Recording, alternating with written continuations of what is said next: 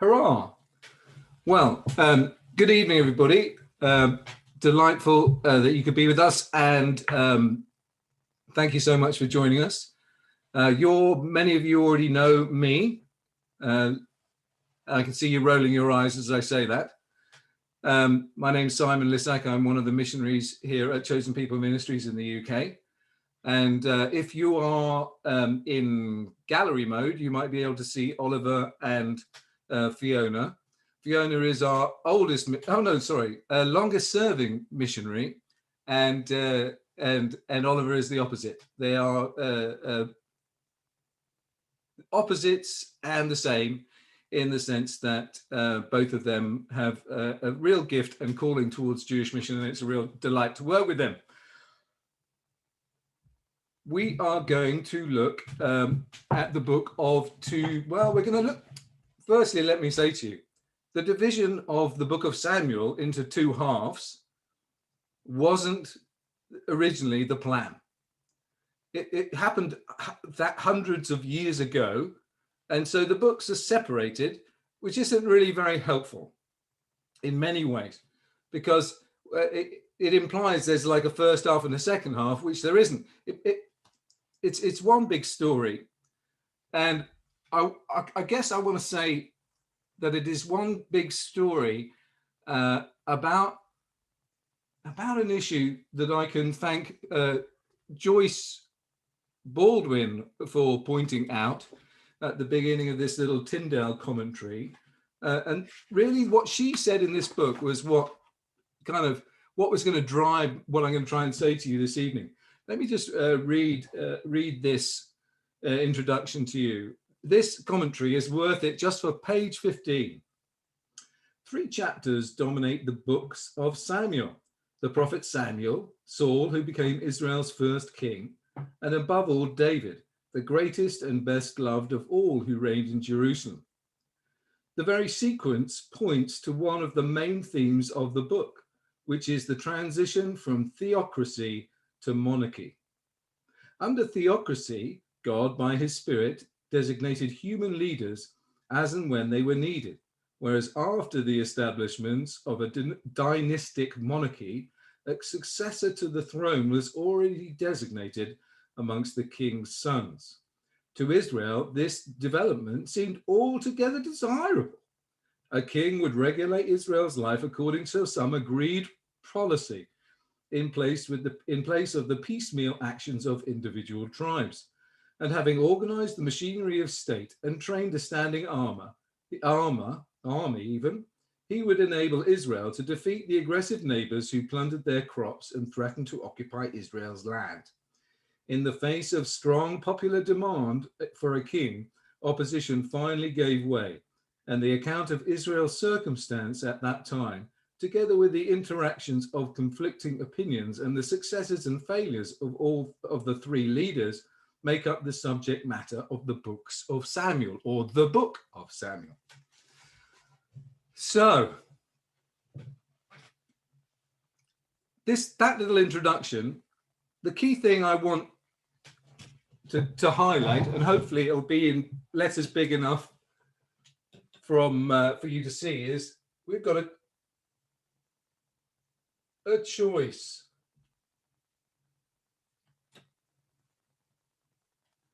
You know, the Bible often talks about don't go to the left, don't go to the right, go straight on. Sometimes there is a great verse. It says, this is what the Lord said, stand at the crossroads and look.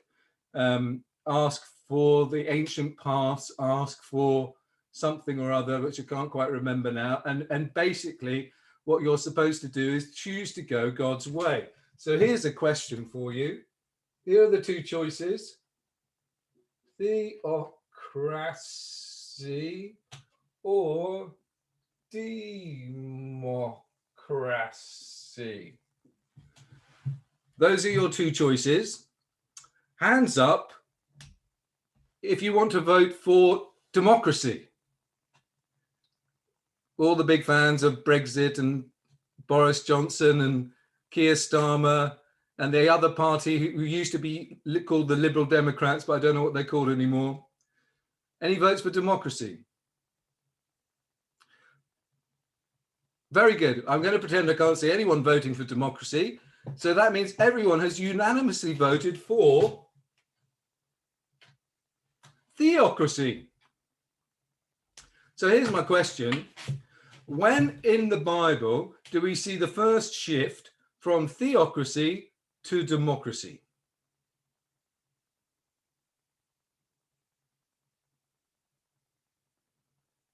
Oh, very good, Ronnie. Yes, you're absolutely right.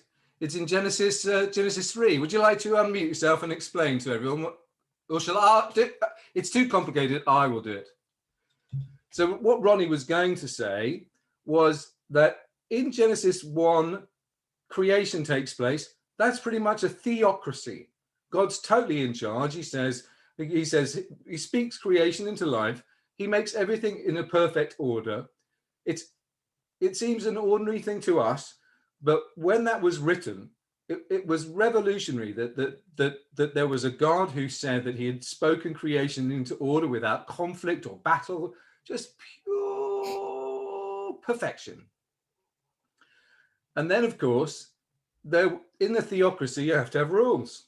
And as Estelle and Peter know, there was only one rule of no, and otherwise complete grace, complete freedom. Yes, Michael, you're absolutely right. The only rule was you mustn't eat from the tree of the knowledge of good and evil. There was for a while, perfect.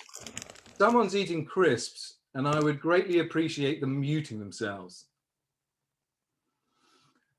So there was a theocracy for a time, i.e., God was in charge. And there was complete freedom. We were made in his image, male and female, as co-rulers, as co-rulers, co-regents. That's the word I was looking for. We were made as co-regents, and it was all delightful. The only thing we had to do not to mess up was not eat from the tree of the knowledge of good or evil, or as I like to call it this evening, the tree of democracy. The tree of democracy. Because in the Garden of Eden, Adam and Eve decided to have a vote. They talked amongst themselves, and they decided, with the help of an interloper, that actually maybe it was like Dominic Cummings came into the garden and sorry, scratch that. Fiona, get that out of the recording. Somebody came into the garden. The serpent came in, threw in a bit of confusion, and the people said, "Oh, do you know what? Why don't we put ourselves in charge? Why don't we have a democracy?" And I think, or I'm not going to say I think, I have found it super helpful as I've been thinking about the book of Samuel and of the Bible in general this week, to understand why this, although it was in God's plan for the people of Israel to have their own king, what the people of Israel had forgotten is they already had a king.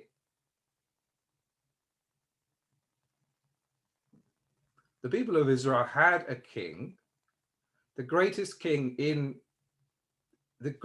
full stop.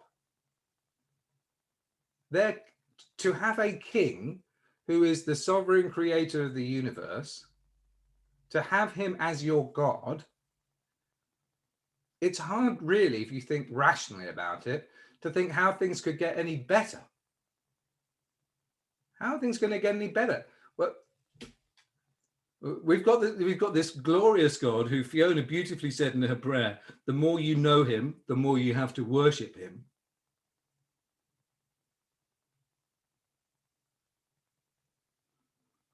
If you already have a God who is your king, who is essentially good, in fact, he's the definition of good according to Jesus in the Gospels, why would you want to move and find your safety in anything else? Why would you want to move and find your identity in anything else? Why would you want to change anything? He's already brought you out of the land of Egypt, out of slavery, brought you into the land, given you food, driven out the people that were there before and made a place for you, just as he did for Adam and Eve in the garden. But just as Adam and Eve in the garden chose to take sovereignty upon themselves, something that we weren't designed to be, So Israel wanted to be like the other nations. They wanted to, in some senses, they imagined that they could have two kings. And in that, in a sense, that's how we live, isn't it? We imagine that we can have two kings. There's King Jesus, who we can always go to when things go wrong. See the book of Judges. That's the whole cycle of the book of Judges. And then there's King Me. And our inclination is always to listen and obey King Me. And then you can't have two kings. Oh, I see someone's writing back what I say in the chat. That's confusing me, but now I know what it is. We can move on. So this is the game that is afoot in the story of Samuel, the transition from theocracy to democracy. And what you see is essentially that neither Saul or David are perfect kings. Yes, Saul is often portrayed as this terrible king who you know, I think he might have been bipolar because he seemed very grumpy at times. 1 minute wanting to throw spears at David, the next minute wanting him to play the guitar. And then we've got David, who wrote some of the most beautiful and encouraging and helpful psalms in the Bible, but also had a penchant for, took delight in rooftop observation, and he wasn't looking at the stars. And then that story with Abner, and it's just awful, isn't it? Take this man, that in order that David can have what he wants, he tells his commander to go into battle, and when the fighting is at its fiercest, to pull back and leave that poor man to die. It is always an incredible surprise, an incredible disappointment to me to see what men will do driven by something other than their intellect or their heart. We are so fallen and so broken, we do desperately need a rescuer. And so my kind of, if you like, my big point for this evening is see the book of Samuel as a lesson to us to keep walking in the right direction, walking away from democracy and choosing to walk towards theocracy. Now, in Hebrew, you talk about being on the derech, on the path. In the Gospels, there's that thing about wide is the way to destruction, narrow is the path for salvation.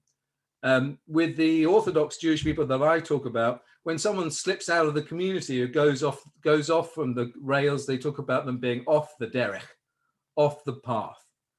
And I am very grateful that we have a God who is a shepherd who seeks his sheep and drags them back onto the path, because I know without them and without people around me, I would very easily stray. Like Isaiah 53 says, we all like sheep have gone astray, each has turned to his own way, and the Lord has laid on him the iniquity of us all. So, when I was first a believer, I went to a church and I wanted to talk to the pastor. But at the end of the table that I was sitting at was this little old lady who was about 80 at the time.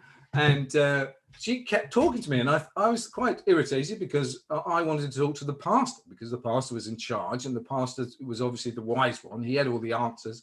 After all, that's why he was standing up at the front. Helen turned out to be,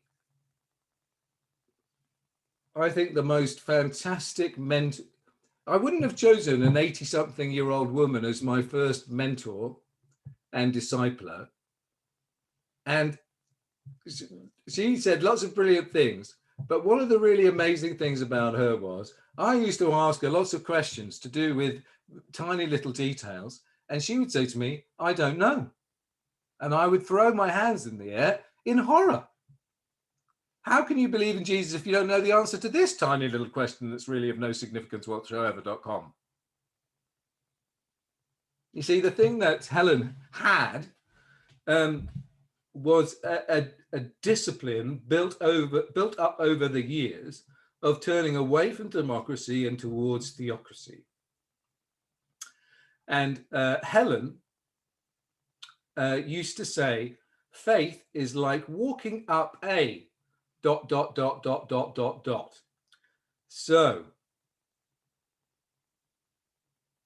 I think I may have written this bit wrong, but I think I can maybe get away with it if I don't tell you. Faith is like walking up a, and we're going to play hangman. Do you remember? Obviously, this is gospel hangman. So someone has to guess a letter. So who would like to be first? Oh, very good, Michael. It's walking up and very good. No, nothing on the deck. Fiona, would you like to guess the next letter? Oh, sorry, Fiona. No, there's no Z there. Already the gallows are appearing, and it's not even Purim. Estelle, would you like to guess? Before I've even asked Estelle, like that thing, before the words are on your lips, your letter was already in my mind. It's like a magic show now. Oh, don't say that. Very good. Would you like to go for another one, Estelle? U is a very good choice. Yes, you're absolutely right. P. Okay, so faith is like walking up and a. Oh, that's a. That's, we've got this all wrong.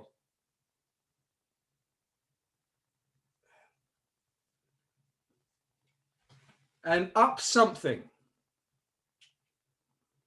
It's not the DUP. That looks like the DP. This is not being sponsored by them, and we're not, as I say, promoting democracy this evening. But anybody else? Hilda. That's exactly very good. That's a great guess, Hilda. E. And you're going to go. Oh. Faith is like walking up an escalator. No, Ronnie, no, not walking up an elephant. Escalator. No, not walking up a escalator. Escalator. Oh, what a brilliant group you are. If I knew how to spell escalator, I think actually knowing how to spell the word is quite a key part of this little game, and I wish I had checked it before. But the great news is we've escaped being hung. There's no noose, no head, there's no body, arms, or legs. And I'm very pleased to say that we're not doing that today. Okay. So like walking up, it should be a down escalator. It's coming together now, slowly. This is what she used to say to me. Faith is like walking up a down escalator. If you don't walk up the escalator, guess what? You end up going backwards the whole time. She said, you've got to keep, faith is about walking up that escalator, recognizing that something is going to drag you back. So your democracy is always going to try and drag you back. And to make the choice of theocracy is always going to feel a bit like faith, like walking up a down escalator. And so the question I've got for you this evening is, which way are you moving? And hopefully when I read 2 Samuel 7 to you, it will encourage you to to develop some kind of excellent, strong biblical calf muscles and thigh muscles, and get a new pair of trainers and recommit to moving up the down escalator of faith. So 2 Samuel 7. And let's start at the beginning. 2 Samuel 7, verse 1. After the king was settled in his palace, and the Lord had given him test from all his enemies around him, he said to Nathan the prophet, "Here I am living in the palace of cedar, while the ark of God remains in a tent." Notice that the battles that David successfully won were tests for David. That's what they were. In the same way that Abraham was tested several times, and the tests come to their climax as he takes his own son, your only son who you love, to the top of the mountain to sacrifice him as an act of blind obedience. Nathan replied to the king, "Whatever you have in mind, go ahead and do it, for the Lord is with you." It's a very political kind of answer from Nathan. However, Nathan does not get away with it, because that night the word of the Lord came to Nathan saying, "Go and tell my servant David, this is what the Lord says. Are you the one to build me a house to dwell in?" It's such a great question, because honestly, if some of us have small houses, some of us have medium-sized houses, some of us have huge houses, but to build a house big enough to hold the creator of the universe is a project beyond even the most talented of us. With limitless resources, we could never do it, because he's beyond our imagining in size. So he says, "I have not dwelt in a house from the day I brought the Israelites up out of Egypt to this day. I've been moving from place to place with the tent as my dwelling." See how humble our God is. Jesus says that the Son of Man doesn't have a head, a place to lay his head. He doesn't. The expectations of the people of the Messiah are illustrated in the Gospels to some degree when they say, "Oh, Jesus is a glutton and John the Baptist is Jesus is a drunk and John the Baptist is not to be trusted." I can't remember what they say about him, but it's not good. The sovereign creator of the universe chose to live with his people in a tent. I went camping once, and that's the end of that story. I did it once, and that was enough. I've never loved light switches and central heating and taps as much as I did when I came back from that camping trip. It was a scouts trip. Bad things happen when I go camping. In fact, truth be told, I went camping with Felix once. He scratched the retina of my eye, and I ended up in A&E. Jewish people joke that we had enough of camping in the 40 years in the desert, and so we're not going to do it anymore. Anyway, it's not really part of the sermon. This is what happens when I lose my notes. Okay. Wherever I've moved with all the Israelites, did I ever say to any of their rulers whom I commanded to shepherd my people Israel, why have you not built me a house of cedar? What is God's concern for his people Israel? It is to be their shepherd. It is to be with them, to guide and direct them. He's not interested in having a big temple built for him that symbolizes his greatness like all the other gods. No, he's quite happy. He's got that kind of inner self-confidence, says, I don't need I was going to make a joke at my own expense. I don't need a Lotus Elan M100 to feel good. He doesn't need fancy cars, nice shoes, Savile Row suits to feel valuable, to know who he is. He knows who he is, and what he wants to be is a shepherd. And kick forward into the Gospels, and Jesus is saying the one that wants to be greatest is the one that should serve. He's never said, why do you not build me a house of cedar? Now then. Tell my servant David, this is what the Lord Almighty says. When he says Lord Almighty, when it says Lord Almighty in the text, you know something serious is coming. That's like, what is it like? It's like when you're in a meeting with your boss and they start by reminding you how all powerful they are. Some of us are old enough to remember the fall and rise of Reginald Perrin. And there was the boss in that story was called CJ. And he used to say, I didn't get where I am today without being X, Y, and Z. And that's what's happening here. When he says the Lord Almighty, when the Lord Almighty says something, you're supposed to be quiet and listen. So let's listen to what he says.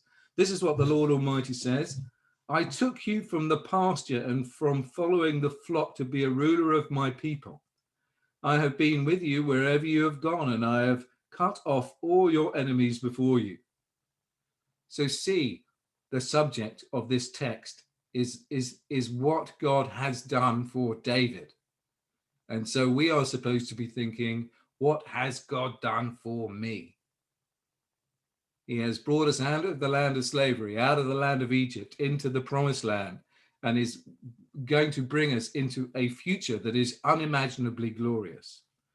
He says, I have cut off all your enemies before you. So although he was the guy in charge, God chose him to be in charge, and they were God's victories, which he invited David to share in, just as we are invited to share in Jesus's resurrection and to be victorious over sin and death.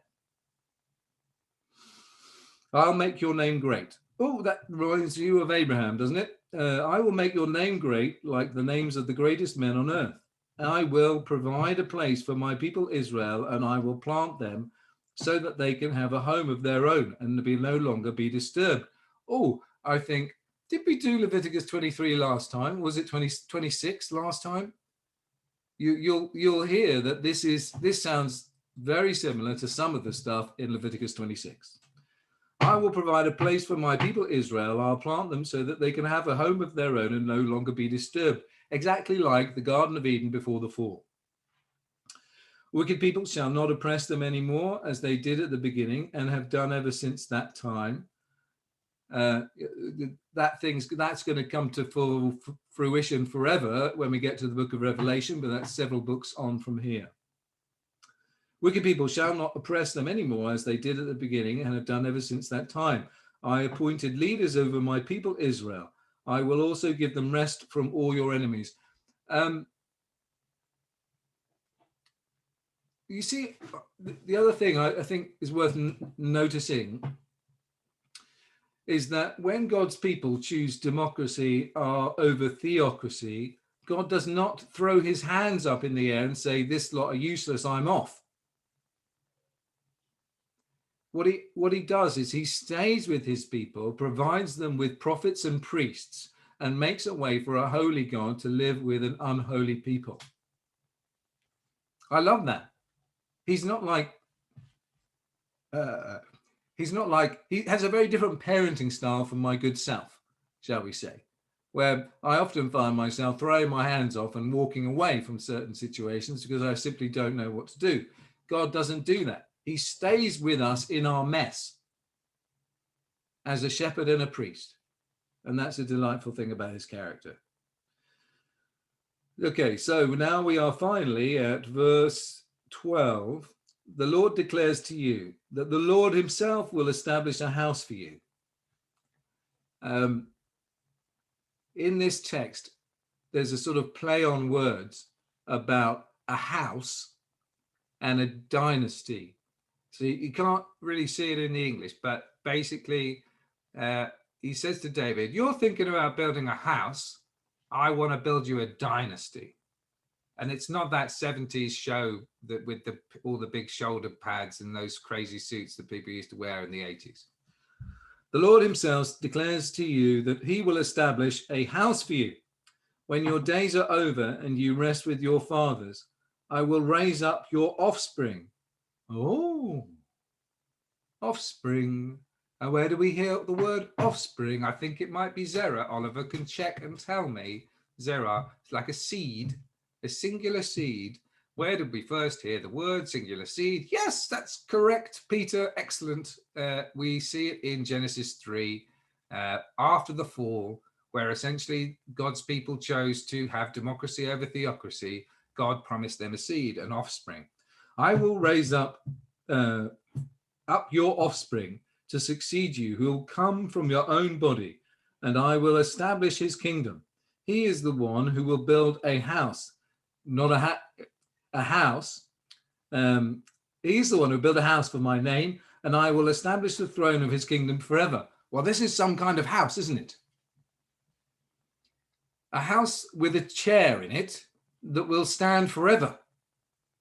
Now, the Bible scholars among you will know something terrible happened in 70 AD, which means the chair and the house are gone. The throne and the house are gone. So God cannot be talking about the physical temple that first or second that were built. He's talking about an eternal dynasty, an eternal house, an eternal place of safety, an eternal place of security. I will establish the throne of his kingdom forever. I will be his father, and he shall be my son. When he does wrong, I will punish him with the rod of men, with floggings inflicted by men. But my love I will never take away from him, as I took it away from Saul, who I removed before you. Your house and your kingdom shall endure forever before me. Your throne shall be established forever. At the end of the book of Exodus, maybe, we have that amazing scene where the brothers think as soon as Dad's dead, you're going to kill us all horribly. And Joseph says, no, guys, you got me wrong. What you meant for evil, God will use for good. And isn't it wonderful that, again, coming back to this thing Fiona said, that the more we know him, the more we can worship him, because he is always taking the things that we do for evil and using them for good. And that is how he is able to promise to build a house and a kingdom that will endure forever, because nothing we do can stop his perfectly balanced plan for coming to fruition. When I spoke from Leviticus 26, I think I painted out a picture which none of you could read because it was too small, but it took you from Genesis through the gospel, Genesis to Leviticus. I think it may have even gone Genesis. It could have gone lots of different ways. Could have gone Genesis to Abraham, to the rescue in Exodus, to salvation through Leviticus, and then a new law being given the second time in Deuteronomy, and then Numbers as we head towards the promised land. And then we could have skipped on towards how is this all going to be possible? How is this eternal house going to be built? And we could have gone to the Gospels, and then we could have hurtled towards the book of Revelation at the end and seen that everything ends up for the good, just as God had promised.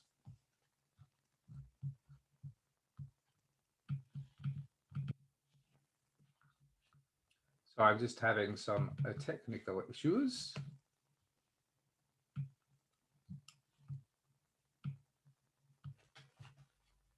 Nathan reported to David all the words of this entire revelation, and then King David went before the Lord. It is 7:45. There is no time to do justice to this second half of this chapter. And in a way, I'd like to imagine that I did that on purpose, because the thing that I think you're supposed to see in chapter 7 is that in the beginning of chapter 7, David's sitting on his throne, smoking his big cigar, thinking he's the big macha, the big man. He thinks that by his own skill, by his own ability, he has got to this place. And Nathan is seduced by the power and success that David has, and says, whatever you have in mind, go ahead, do it. The Lord is with you. Well, we discovered as we read through the first half of chapter 7 that the Lord wasn't with David in his desire to build a big house for himself and say that it was for God. No. And so God then goes to Nathan and gives a message to deliver to the king, much like, I suppose, Esther going into the presence of the king in fear and trembling. Nathan goes to the king and tells him what we've read in verses 8 to 17. And now we're going to see the lovely thing about David, because David takes correction in a way I can only dream of. David may well have tripped up on the escalator and plummeted to the bottom, but as soon as he's realized that's what he's done, the next thing you see is him sprinting up the down escalator, like I was going to say like Sterling Moss, but that's the wrong sport, isn't it? Usain Bolt, that's the right. So he's like Usain Bolt up that down escalator. Look at this. I'll tell you just a little few things.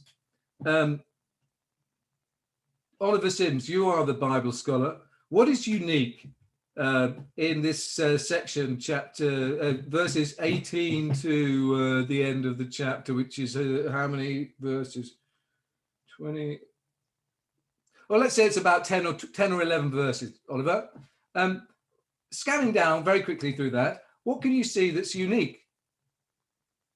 Well, you're absolutely right, Oliver. Your studies at Talbot are going very well. Yes, 7 times in this section, the phrase, "O sovereign Lord, O sovereign Lord, O sovereign Lord, O Lord, O Lord Almighty." You will not see these titles of God in greater density anywhere else in Scripture. And what David is saying by using all these titles, well, it's like no doubt at some point the Queen will call me into her presence to commend me for several worthy deeds. And I will say, "Oh, Your Majesty, Your Highness, you're this and you're that," because I'm trying to behave myself in the presence of a great queen. And David has now found himself in the presence of a great God. And this is what he says: "Who am I, O sovereign Lord, and what is my family that you've brought me this far? As if it was not enough in your sight, O sovereign Lord, you've also spoken the future of the house of your servant. Is this your usual way of dealing with man, O sovereign Lord?" The answer to that is no. But the delightful thing for us this evening is that he has chosen us to join him on that throne. This is not the way that the sovereign Lord, it's certainly not what we deserve. You know, whilst we were still sinners, Christ died for us. What more can David say to you, for you know your servant, O sovereign Lord, for this. So he loves us and he knows us. My marriage is based on my wife not knowing that much about me. That's how it survives. She knows what's on the surface. There's bad enough stuff on the surface. There's much worse below. But our God knows, he knows how sinful we are, and he loves us more than we can imagine. So why wouldn't we want to try and shoot up that escalator like Usain Bolt and try to get to the top, try to get to him? I think Hebrews says something kind of similar, you know, do everything we can to strive towards this. Fiona will remember the Hebrews text because she's the Hebrews boffin. What's the bit? Oh, come on now, Simon. Oh, you all know it. It's all so familiar to you. You know the one I'm meaning. It's stuff this. Do everything you can to kind of, you know. Now, faith is being sure of what we hope for and certain of what we do not see. That's what the ancients. Oh, your project, your homework, everybody, is to look through the book of Hebrews and find the bit of text I was trying to remember. And then next week you can tell me what it was. You get the point, don't you, though, generally speaking? Listen, just listen to this prayer. It's just magnificent. What more can I say? Is this, so we've discovered this is not the way that God normally deals with people. This is how God deals with the people he chooses. And he's chosen you this evening, and that's a delight. What more can David say to you? For you know your servant, O sovereign Lord, for the sake of your word and according to your will, you have done this great thing and you have made it known to your servant. How great you are, O sovereign Lord. There is no one like you. That is true. And there is no God but you, i.e. no Anyway, never mind, we haven't got time. There's no one like you, and there's no God like you. There's no God but you, as we have heard with our own ears. And who is like your people Israel, the one nation on earth that God went out to redeem as a people for himself? God went out God became flesh and dwelt among us to bring Jew and Gentile together as one new man. It's just fantastic. Okay, what else is here? The one nation on earth that went out to redeem for himself and to make a name for himself. Oh, look, his redemption of humanity is not to make a name for us, but so that his name should be glorified. Because when his name is glorified, things are moving up the down escalator, away from democracy and towards theocracy. And then he says, you performed great and awesome wonders by driving out the nations and the gods before your people, who you redeemed from Egypt. You've established your people Israel from forever. You have established your people Israel as your very own forever. God made an eternal covenant with Israel, and he's going to stick to his word because that's the kind of guy he is. That's why he put a rainbow in the sky. He's kind of just making it very clear that he's a covenant-keeping God. Blah, blah, blah. And now, Lord God, keep forever the promise you've made concerning your servant. If he doesn't keep his word to David, if he keeps his word, he keeps his word. He keeps his word. Whatever he has said to you, whether it's through revelation or through the Bible, he keeps his promises. The perfect promise-keeping God, that is the one who has redeemed us, that wants to be our shepherd, that will never forsake us or leave us. He's great. Do as you promised, so that your name will be great forever. See, now David's realized now, it's not about, like people used to say in the street, oh yeah, Saul's good, but David's better. And David, that's what used to, and then Saul used to throw spears at David through the window, trying to kill him, because he hated the fact that he was less popular than David. But now David is revealing that he understands that this is for God's glory. The choosing of the people of Israel, their redemption, and all this, the overthrowing of the gods, it's all for God's names to be glorified. Then the Lord Almighty is God over Israel, and the house your servant David will be established before you. O God Almighty of Israel, you've revealed this to your servant, saying, I will build a house for you. So your servant has found courage to offer you this prayer. Once God, it comes back again to brilliant Fiona's prayer. Once David realized who his God was, he just naturally worshipped him. Oh, sovereign God, your words are trustworthy. I think I've said that. And you have given a good promise to your servant. We've talked about that. Now be pleased to bless the house of your servant, that it may continue forever in your sight. For you, O sovereign Lord, have spoken. And with your blessing, the house of your servant will be blessed forever. I'm sure all of you are thinking, oh, I remember the blessed thing. You're thinking, Matthew, blessed are the cheesemakers. Blessed are the, no, not cheesemakers, peacemakers. Blessed are the peacemakers, blessed are the poor in spirit, that whole Matthew thing. But I think blessing came before Gospel of Matthew. I think you might find that blessing starts pretty early on in the book of Genesis. And then you're going to see that blessing and curse theme run through with Abraham, and then with basically throughout the whole Torah, blessing and curse. Now be pleased to bless the house of your servant, that it may continue forever in your sight, O sovereign Lord. And with your blessing, the house of your servant will be blessed forever. With God's blessing, you will be blessed forever. I mean, this is a great chapter. I hope that I've given you a few bits and pieces to help you be excited about reading the book of Samuel. I'm not sure if I was supposed to finish 10 minutes ago or whether I finished 5 minutes early. Fiona will no doubt tell me, but that's what happens when I don't have any notes. I'm stuck with just talking about the text, and look where that's landed us. So I hope it was useful, and now you can throw your, And the lovely thing about Zoom, of course, is when I speak in churches, they really can throw rotten tomatoes at me, but you lot can't. So I'm safe. I sit back, mute you all, and relax, and hope that you enjoyed that, and that there was something helpful in it. But I'm going to stop talking if that's possible, and mute myself, and then Fiona, you can unmute. If you allow people to unmute, then if you've got a question, just unmute and ask your question. They can unmute them.